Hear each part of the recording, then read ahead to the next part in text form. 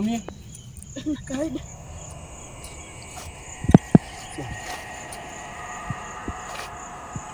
Samani. Nikupishe mzigo wako. Hapana. Samani kaka. Uhai ni muhimu sana kuliko kitu chochote. Tafadhali usiende kwenye huo msitu, ni hatari.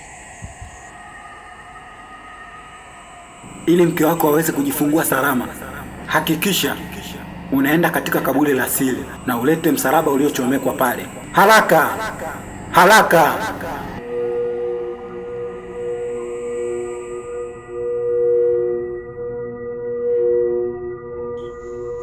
Hicho ninachokifuata huko ni muhimu kuliko maisha yangu.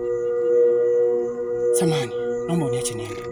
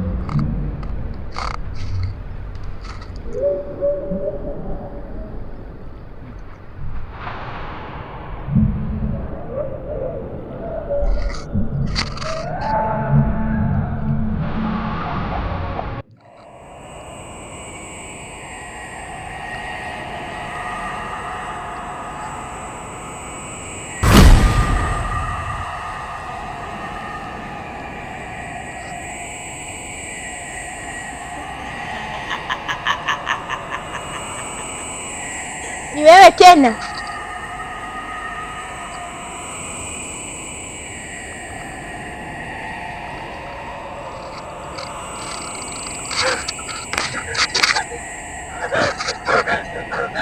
Ulifanya kuwa siri. Sasa leo ni majuto.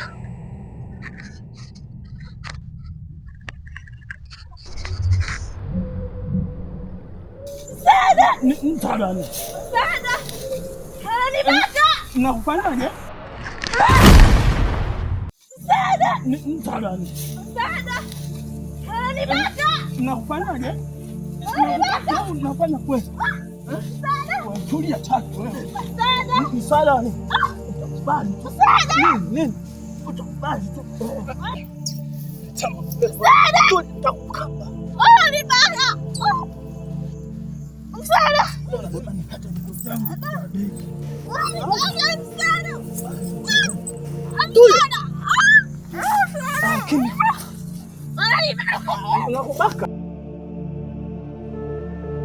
Mwache! Nisamehe.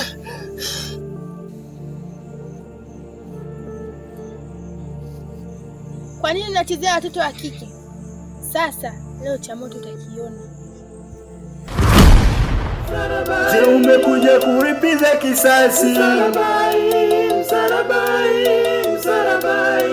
Umefuata nini tena? Umetoka makaburini?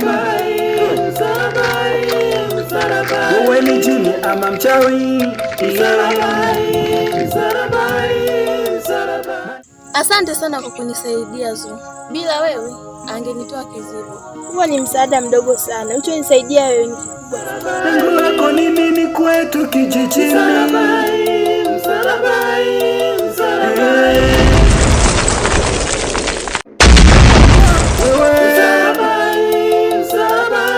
Hauna huruma, unatuua. Je, umekuja kulipiza kisasi? Umefuata nini tena?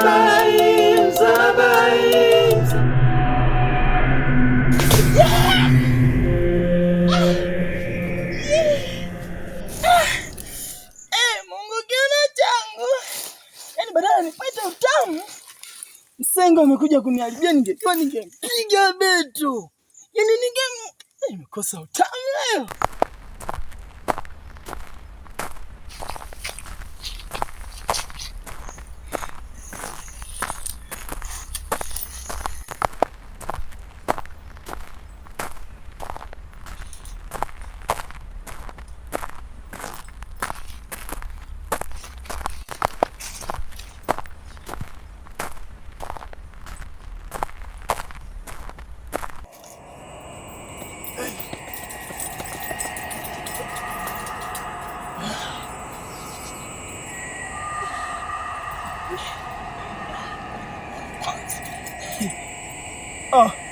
Kumbe ipo bwana. Kayovyo, unanikimbia? Mimi rafiki yako Kamaka.